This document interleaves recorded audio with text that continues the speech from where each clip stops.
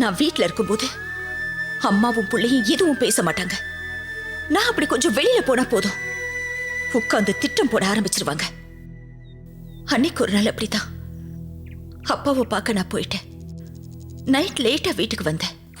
அப்பா, பத்திரமா வீட்டுக்கு வந்துட்டேன்பா.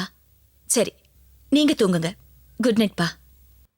ஏண்டா உனக்கு கொஞ்சம் கூட அறிவில்லையா? கீதாவுக்கு மாப்பிள்ள பார்க்க நீ ஏண்டா துடிக்கிற? நான் என்ன பண்றது? அவ அப்பன் தானே அந்த வேலையை எனக்கு கொடுத்துருக்கான். அதுக்காக நீ மாப்பிள்ள பார்க்க ஆரம்பிச்சிடுவியா? எவனோ ஒருத்தனை மாப்பிள்ளன்னு அந்த வீட்டுல வச்சேன்னு வையன், வரவன் உன்னை விட படிச்சவனா அறிவாளியா இருந்தா ஒட்டுமொத்த சொத்தையும் அவனே சுருட்டிட்டு போயிடுவான்.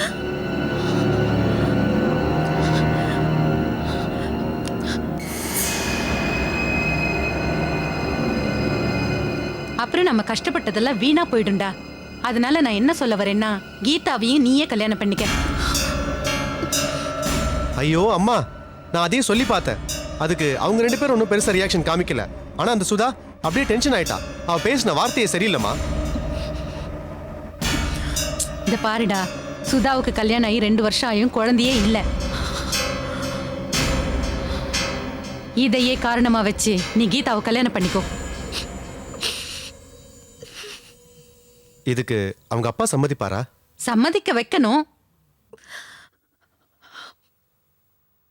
சம்மதிக்கலனா அவரை போட்டு தள்ளிடுவா.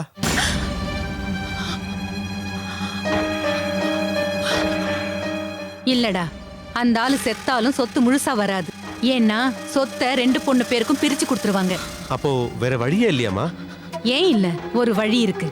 என்னது? பேசாம அந்த கீதாவையே போட்டு தள்ளிடு.